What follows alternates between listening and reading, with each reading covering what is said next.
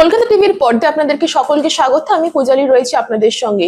এই মুহূর্তে দাঁড়িয়ে যেটি সবথেকে গুরুত্বপূর্ণ খবর জানা যাচ্ছে, নেতাজি সুভাষচন্দ্র বসুর পরিবারের প্রবীণ সদস্য অর্থাৎ প্রবীণ রাজনৈতিক সদস্য চন্দ্র বসু কিন্তু ইতিমধ্যেই রেজিগনেশন জমা দিয়েছেন মমতা বন্দ্যোপাধ্যায়ের হাতে। জানা যাচ্ছে যে তার রাজনৈতিক কোনো সমস্যা বাদ দিয়ে তার পারিবারিক অর্থাৎ তার নিজস্ব ব্যক্তিগত কারণেই কিন্তু এই মুহূর্তে দাঁড়িয়ে তিনি রেজিগনেশন দিয়েছেন মমতাপন্থীর তরফ থেকে। অর্থাৎ মমতাপন্থীর তরফ থেকে অর্থাৎ কালীঘাট তৃণমূলের তরফ থেকে কিন্তু আরেক প্রবীণ রাজনৈতিক সদস্য অর্থাৎ চন্দ্র বসু কিন্তু ইতিমধ্যে রেজিগনেশন জমা দিয়েছেন। তিনি পাশাপাশি জানিয়েছিলেন যে কোনো রাজনৈতিক কারণ নয়, অর্থাৎ রাজনৈতিক কারণ নয় কিন্তু তার নিজের সমস্যা অর্থাৎ বা তার নিজের কোনো ব্যক্তিগত কারণেই কিন্তু ইতিমধ্যেই সে রেজিগনেশন জমা দিয়েছে বা ইস্তফা জমা দিয়েছেন মমতা বন্দ্যোপাধ্যায়ের হাতে।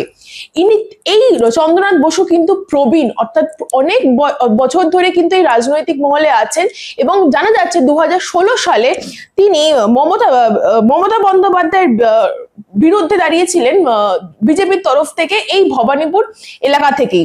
তার পাশাপাশি জানা যাচ্ছে 10 বছর পর আরেক বিধানসভা ভোটের আগে মমতা বন্দ্যোপাধ্যায় দলে যোগ দিয়েছিলেন, অর্থাৎ 2026-এ কিন্তু তিনি যোগ দিয়েছিলেন এই মমতা বন্দ্যোপাধ্যায় অর্থাৎ কালীঘাট তৃণমূলে।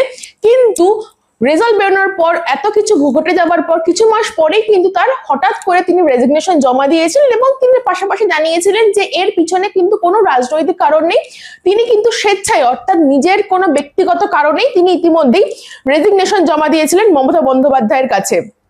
এর পাশাপাশি জানা যাচ্ছে এই চন্দ্রনাথ বসু কিন্তু নেতাজি সুভাষচন্দ্র বসুর পরিবারের এক সদস্য বলে জানা যাচ্ছে। ইতিমধ্যেই তিনি রেজিগনেশন জমা দিয়েছেন তার ব্যক্তিগত কারণ হিসেবে, কিন্তু কোনো রাজনৈতিক কারণ নেই বলে জানা যাচ্ছে আপাতত। চোখ রাখুন কলকাতা টিভির পর্দায়, রাত দিন 7 দিন।